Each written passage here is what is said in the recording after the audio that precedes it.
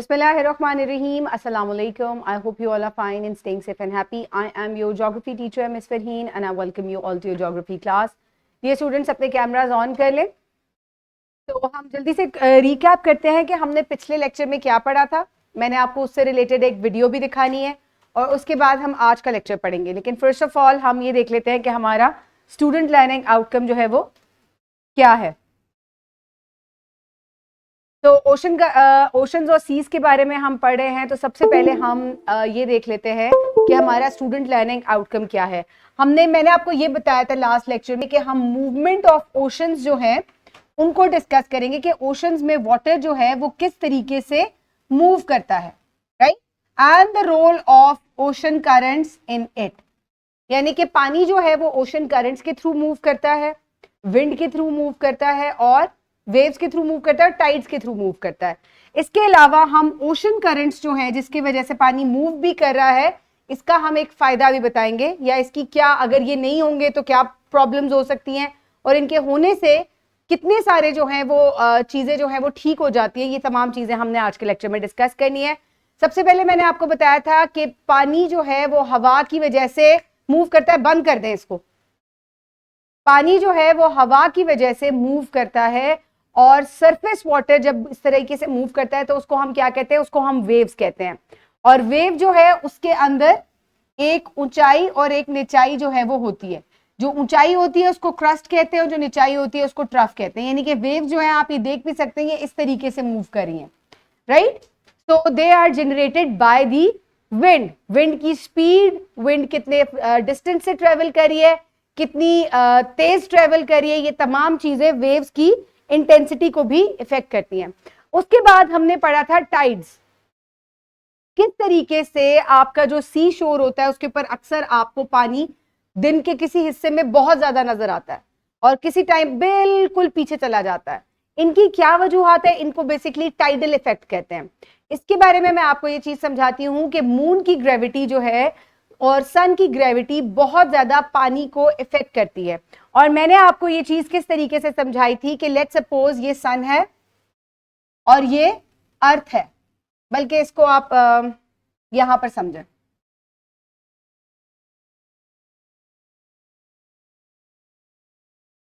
ये देखें, this is earth, ये मून है and this is sun, right. यहां से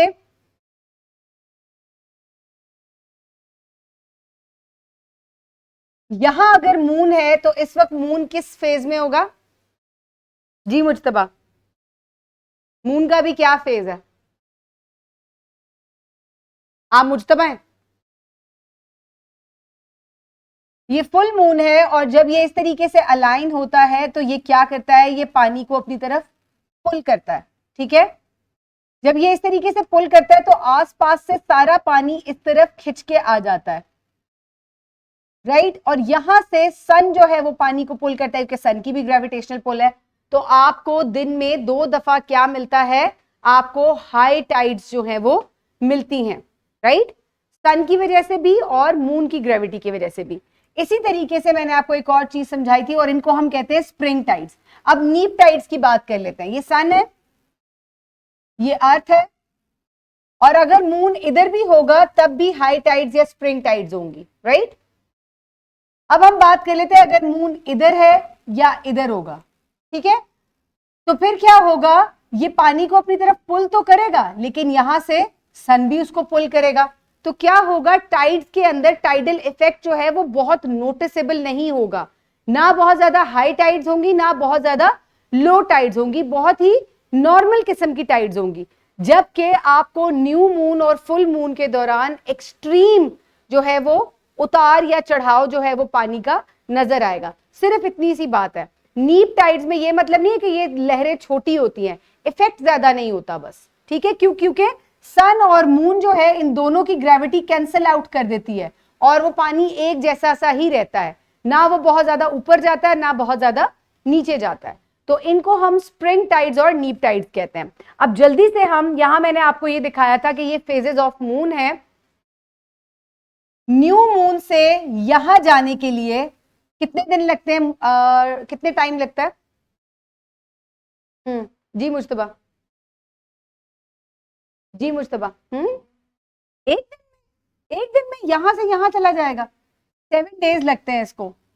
फिर यहां से यहां आने में इसको ये अब ये फुल मून है, यहां से यहां आने में इसको कितना टाइम लगेगा, 7 डेज। फिर इधर आने में 7 डेज, इधर जाने में 7 डेज, और इस तरीके से ये ऑलमोस्ट 29 डेज जो है इसमें मून अर्थ के गिर्द एक फुल रोटेशन कवर करता है, जिसमें आपको आसमान पे मुख्तलिफ दिनों में मून के मुख्तलिफ साइजेस जो है वो नजर आते हैं। ये बात सबको समझ में आ गई है?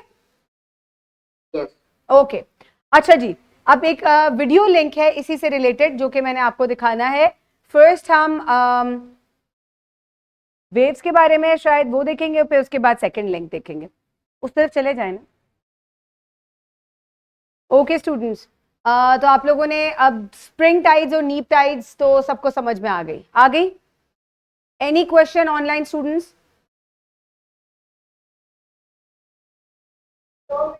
ओके, जैन, उम्मेहानी और ये सिटी स्कूल से एक बच्ची बैठी हुई है, आप लोगों में से किसी का कोई क्वेश्चन हो? ओके स्टूडेंट्स, चलें फिर अब हम आगे चलते हैं और अब हम लेट्स फर्दर हम देखते हैं कि किस तरीके से ओशन जो है वो मूव करते हैं। तो एक और जो चीज है जो कि ओशंस को मूव करती है वो है ओशन करंट्स। अब ये ओशन करंट्स क्या होते हैं? ये पूरे ओशन की वाटर मूवमेंट है, किस तरीके से ओशंस आपस में कनेक्ट हुए हैं और पानी अंदर मूव करता है इनको हम ओशन करंट्स कहते हैं। Ocean currents are continuous,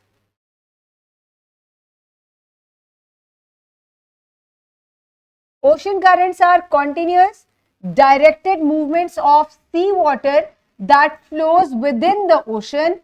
Think of ocean currents as the ocean's highways, यानी कि एक कॉन्टिन्यूअस पाथ है पानी का जो कि ये फॉलो करता है, ये कभी भी यहां से कहीं और नहीं जाएगा, ये पाथ जो है ये एज इट इज ये फॉलो करेगा, ठीक है। और इन्हीं को हम क्या कहते हैं? इनको हम ओशन करंट्स कहते हैं। तो पानी ना सिर्फ सरफेस पे मूव करता है बल्कि ओशंस में डीप डाउन इनसाइड भी ये मूव कर रहा होता है, और इसको हम क्या कहते हैं? इसको हम ओशन करंट्स कहते हैं। But these are not this simple, ये इतने सिंपल नहीं है। इन ओशन करंट्स को दो चीजें जो हैं वो इफेक्ट करती हैं, एक तो विंड है और दूसरा है टेम्परेचर, ठीक है। क्योंकि अगर मैं आपको एक चीज सिंपल सी समझाऊं कि लेट्स सपोज ये हमारा ओशन है और ये ऑब्वियसली बहुत ज्यादा डीप है, यहां सन है और सन की रोशनी सरफेस पे पड़ती है, तो कौन सा पानी ज्यादा गर्म होगा, ओशन की सरफेस वाला या ओशन के अंदर वाला? ओशन के सरफेस वाला। तो इसका मतलब है ये वाला पानी तो बॉइलिंग हॉट हो जाएगा और ये वाला पानी बहुत ज्यादा ठंडा होगा, लेकिन ऐसा नहीं होता, ये पानी आपस में इंटरमिक्स हो जाता है टेम्परेचर डिफरेंस की वजह से, और यही चीज हमने ओशन करंट्स में नोट करनी है आज। तो ओशन दो तरीके से मूव करता है, ओशन करंट्स दो वजह से बनते हैं, विंड और दूसरा टेम्परेचर डिफरेंस की वजह से। ना सिर्फ टेम्परेचर डिफरेंस की वजह से बल्कि एक और चीज भी ओशंस के अंदर होती है, सॉल्ट। क्या होता है? सॉल्ट। और पानी के ठंडा गर्म होने की वजह से इस सॉल्ट के ऊपर बहुत ज्यादा इफेक्ट होता है, और यही चीज आज हमने देखनी है, राइट। सबसे पहले हम देखेंगे विंड किस तरीके से ओशंस को इफेक्ट करती है, और इसमें हमने एक बहुत इंपॉर्टेंट चीज पढ़नी है जिसको हम कहते हैं कॉरियोलिस इफेक्ट, राइट। अगर मैं आप लोगों को एक चीज समझाऊं तो वो ये है कि कभी अगर आप ये देखें अर्थ की, ये अर्थ है और मैं अगर आप इस पे विंड पैटर्न आपको दिखाऊं तो कभी आप ये नहीं देखेंगे कि विंड ऐसे सीधी मूव कर रही है, विंड हमेशा ऐसे मूव करती है, तिरछी। ये सीधी क्यों नहीं जाती?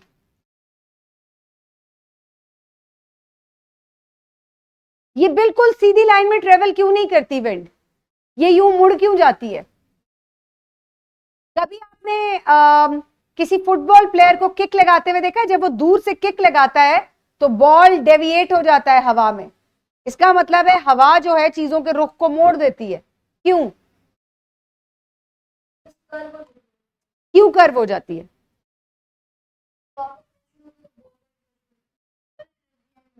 हवा क्यों मूव कर रही है, हवा क्यों टेढ़ी हो जाती है? उसको क्या चीज टेढ़ा कर देती है? ओशन तो ओशन में, हवा ऊपर चल रही है। आप फुटबॉल ग्राउंड में खेल रहे हैं, वहां ओशन कहां से आ गया? दूर से अगर आप कभी बॉल, अगर आप बॉल को ऐसे भी थ्रो करेंगे ना तो वो डेविएट हो जाएगा जी। एग्जैक्टली अर्थ जो है अपने एक्सेस पे कॉन्टिन्यूसली मूव कर रहा है, right? Earth is rotating on its axis. तो जो भी चीज अर्थ की सरफेस से अटैच नहीं होगी वो कहां होगी? वो सरफेस से ऊपर होगी, तो वो क्या करेगी? वो डेविएट हो जाएगी, यानी कि वो तिरछी हो जाएगी, और इसको हम कहते हैं कोरियोलिस इफेक्ट। इक्वेटर के ऊपर जो हेमिस्फेयर होता है इसको हम कौन सा हेमिस्फेयर कहते हैं? और नीचे वाले को? तो ये हो गया नॉर्दर्न हेमिस्फेयर और ये हो गया सदर्न हेमिस्फेयर। दोनों में कोरियोलिस इफेक्ट किस तरीके से मूव करता है? ये इस तरफ मूव करेगा और ये इस तरफ मूव करेगा, ये ऑपोजिट डायरेक्शन में मूव करते हैं, राइट? और इसको हम क्या कहते हैं? इसको हम कोरियोलिस इफेक्ट कहते हैं। एक साइंटिस्ट था, ये उसके नाम पे, फ्रेंच साइंटिस्ट था, उसके नाम पे इस इफेक्ट को रखा गया क्योंकि उसने इसको डिस्कवर किया था। अब हम ये पानी को किस तरीके से मूव करता है इसको हम सबसे पहले देखते हैं। Wind and Coriolis effect are pivotal factors. That means they are very important factors in the global movement of energy and matter, right? Surface currents यानी कि जो ओशन की बिल्कुल सरफेस के ऊपर, हवा तो यहीं पर है ना, जाहिर है ओशन के अंदर तो हवा नहीं है, ये हवा आ रही है और ये पानी को मूव करेगी, ठीक है? So the surface currents are primarily driven by these forces. They contribute significantly to the circulation of the vital elements across the earth. Now, Earth's rotation resulting in the Coriolis effect causes both the air and the water to follow the curved paths, leading to eastward. That means right deflection in northern hemisphere, whereas in southern hemisphere it is going to deflect towards left. So together these phenomenons they result in the movement of water. और अब क्या चीज हो गई? यानी कि हवा जब कर्व डायरेक्शन में मूव कर रही है तो क्या होगा? ओशन भी कर्व डायरेक्शन से मूव करेंगे, बट ऑन दी सरफेस। ये सरफेस मूवमेंट की बात हो रही है, लेकिन इंटरनल ओशंस जो है ये भी मूव करते हैं। लेकिन इससे पहले हम आगे बढ़ सके, चले जल्दी से हम कोरियोलिस इफेक्ट के ऊपर एक छोटी सी वीडियो देख लेते हैं। बल्कि पहले थर्मोहेलाइन सर्कुलेशन देख ले, फिर मैं दोनों आपको इकट्ठा दिखाती हूँ। अच्छा जी, अब ओशन में मैंने आपको सरफेस मूवमेंट बता दी, वो तो मैंने आपको पहले ही बता दिया था कि जो वेव्स जनरेट होती हैं वो किस वजह से जनरेट होती हैं? वो विंड की वजह से जनरेट होती हैं। और इसमें इंपॉर्टेंट बात समझने की क्या है कि क्योंकि विंड स्ट्रेट पाथ फॉलो नहीं करती, इसी वजह से ओशंस भी स्ट्रेट पाथ मूवमेंट फॉलो नहीं करेंगे। They will also, their currents will deviate, ठीक है? नॉर्दर्न हेमिस्फीयर में ईस्टवर्ड और सदर्न हेमिस्फीयर में वेस्टवर्ड, राइट? इतनी बात समझ में आ गई सबको? ओके, नेक्स्ट इज पानी सिर्फ ऊपर मूव नहीं कर रहा सरफेस के, ये इंटरनली भी मूव कर रहा है। इंटरनली ये किस चीज से मूव करता है? टेम्परेचर डिफरेंस से और सॉल्ट डिफरेंस से। सीधे होकर बैठो, बिल्कुल सीधे हो जाओ। Deeper ocean currents sometimes referred to as thermohaline circulation. ये जो थर्मो और हेलाइन है, thermo means temperature and हेलाइन it means salt. तो आपका ओशन जो है इसमें टेम्परेचर इफेक्ट भी है और सॉल्ट इफेक्ट भी है, राइट? इतनी बात समझ में आ गई? अब ये टेम्परेचर डिफरेंस और सॉल्ट्स जो हैं ये पानी में डीपर करंट्स को किस तरीके से मूव करते हैं? मुंह धोकर आओ, जाकर जाओ, मुंह धोकर आओ।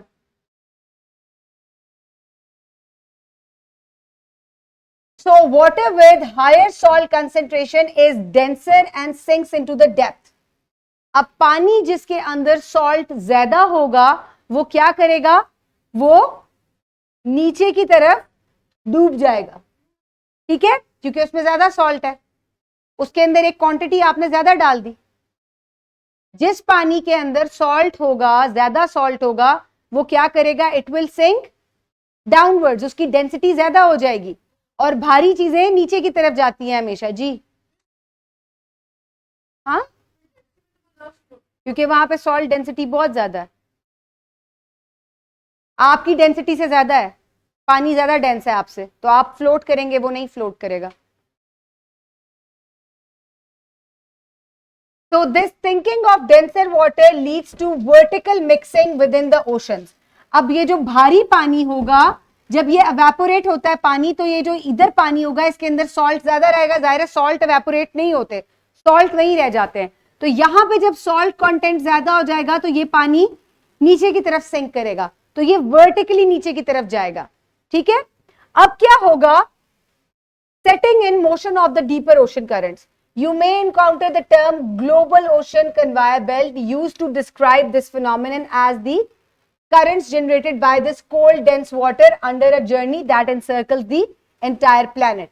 अब गर्म पानी ऊपर की तरफ उठता है और क्या होता है, जब यहाँ पे डेंसिटी ज्यादा हो जाती है तो पानी नीचे की तरफ डूबना शुरू हो जाता है। ये जो पानी बाकी रह जाता है उसके अंदर सॉल्ट कंटेंट ज्यादा हो जाता है और वो नीचे की तरफ सिंक करता है।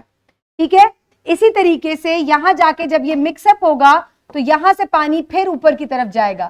ठीक है, तो ये कांस्टेंट करंट्स है। आपको ये ब्लू और ऑरेंज कलर्स नजर भी आ रहे हैं, ये क्या कर रहे हैं, बेसिकली ये वार्म और कोल्ड करंट्स को शो कर रहे हैं।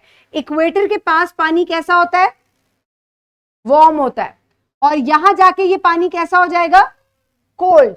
तो इस वजह से पानी की सर्कुलेशन सरफेस पे भी और डीपर वाटर में बहुत ज्यादा जरूरी है, वरना यहां वाला पानी बॉइलिंग हॉट हो जाएगा ऑन इक्वेटर और यहां वाला फ्रीजिंग कोल्ड रहेगा। तो ये वाले जो कॉन्टिनेंट्स हैं ये तो बहुत ज्यादा हॉट हो जाएंगे, क्योंकि ये बात मैं आपको पहले भी समझा चुकी हूं कि जो जगह पानी के करीब होती है उनके पर बहुत ज्यादा टेम्परेचर का या मौसमों का इंपैक्ट होता है। तो यहां अगर आप देखें तो ये जगह फिर बहुत ज्यादा गर्म हो जाएंगी, लेकिन क्योंकि पानी कॉन्स्टेंटली मूव कर रहा है, वार्म और कोल्ड करंट्स आपस में मिक्सअप हो रहे हैं तमाम ओशंस के अंदर, क्योंकि ये इंटरकनेक्टेड है, इसकी वजह से क्या होगा, पानी मूव करेगा और कोई भी एक जगह ज्यादा गर्म या ज्यादा ठंडी नहीं होगी। और इसी को हम क्या कहते हैं, इसको हम टेम्परेचर डिस्ट्रीब्यूशन कहते हैं थ्रू वाटर। जी, तो वो डीप, ये कोल्ड वाटर सिंक कर रहा है ना, यहां से ये ऊपर जा रहा है, ये कोल्ड पानी, ठंडा पानी भी क्या हो जाता है, ज्यादा डेंस हो जाता है, और वार्म वाटर क्या होता है। अब यहां पे दो तरह की मूवमेंट्स हो रही हैं, एक ज्यादा सॉल्ट की वजह से हो रही है और एक टेम्परेचर डिफरेंस की वजह से हो रही है।